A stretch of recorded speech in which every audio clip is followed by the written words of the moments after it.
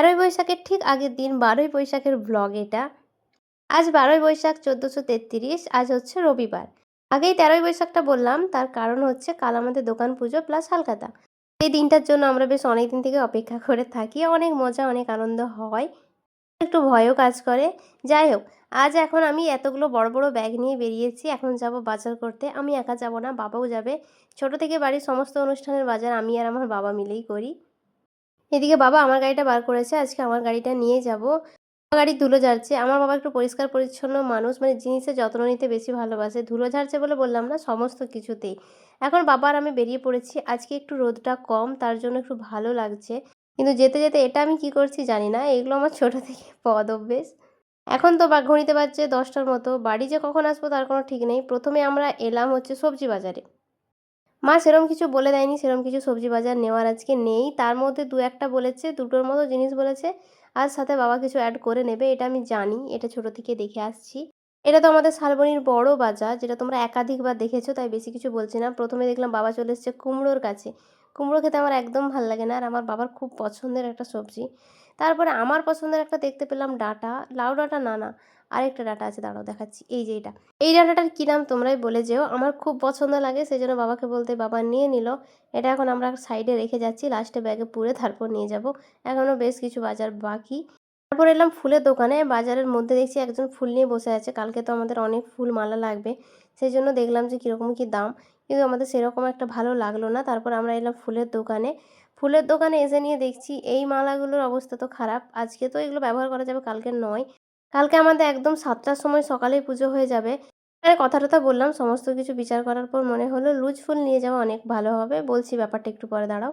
তারপর এলাম হচ্ছে বেনা দোকানে, পুজোর সমস্ত সামগ্রী কেনার জন্য। দোকানে আসতেই কিছুক্ষণ পরে আমার চোখে পড়ল ডান দিকে থাকা এই ছোট, ছোট ঠাকুরগুলোর ওপর। ওই যে লক্ষ্মী গণেশগুলো আছে, ওই ঠাকুরগুলোর কথাই বলছি। বলতেই আবার কতগুলো বার করে দেখাচ্ছে আমাদেরকে। আমরা অবশ্য নেব।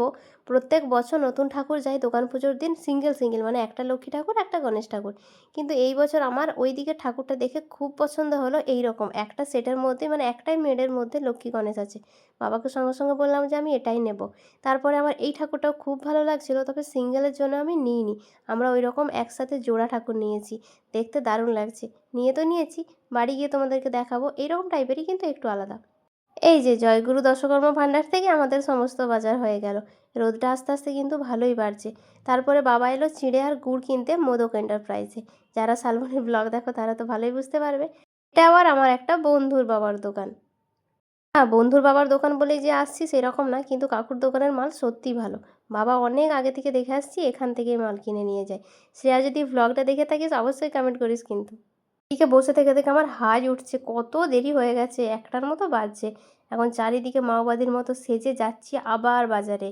ভুসিমাল হয়ে গেছে, বেনা দোকানের কাজও হয়ে গেছে, সবজিও হয়ে গেছে, বাকি শুধু ফল আর ফুল। রাস্তার কাছে এসেছি, এখন এখান থেকে নেব ফল। এই ভ্লগ বানানোর একটা ভালো দিক আছে জানো তো, আমরা সমস্ত স্মৃতিগুলো কি সুন্দর একটা প্ল্যাটফর্মে স্টোর করতে পারি। এইরকম জায়গার কোথায় আছে? ফোনের মধ্যে কখনোই কোনো মানুষই রাখতে পারবে না এত স্মৃতি। দিকটা আমার খুব ভালো লাগে। ইচ্ছে হলে ১-২ বছর আগের ভ্লগগুলো দেখতে পারি। আচ্ছা, এদিকে এসেছিলাম ফুল কিনতে। এই বড় বস্তা না ব্যাগ বলবো, এটা বস্তা কেটে একটা বড় ব্যাগ তৈরি করা হয়েছে। পুরো ফুলটা আমরা কিনে নিয়েছি, ফ্রেশ ফুল পেয়েছি। ফুলটা কিনে আরও কিছু ফল বাকি ছিল, সেইগুলোও নিয়ে নিচ্ছি। ওই ফুলটাই নিলাম। আমরা ভাবলাম যে মালাটা আমরা গেঁথে নেব হাতে। যেহেতু কালকে পুজো, আজকের দিনটা আছে। তারপরে আমার অবস্থা দেখো। এখন আমাদের অনেক কাজ রয়ে গেল, অনেকটা দেরি হয়ে গেছে, আর ভালো লাগছে না। বাবাকে বললাম আজকের মতো, এখনের মতো চলো, আমি বিকেলে এসে সমস্ত কিছু নিয়ে চলে যাব। এখনও কিছু কেনাকাটা রয়ে গেছে। এইদিকে ব্যাগের চাপে আমার অবস্থা খুব খারাপ, রোদে পুরো বেগুন ভর্তা হয়ে গেছি। সমস্ত ব্যাগ ভর্তি প্লাস এত বড় একটা বস্তা, যেতে এখন ভীষণই কষ্ট হচ্ছে। আবার বিকেলে আসতে হবে। চলো তাহলে আজকের ব্লগ এখানে রাখি, দেখা হচ্ছে পরের ব্লগে। টাটা।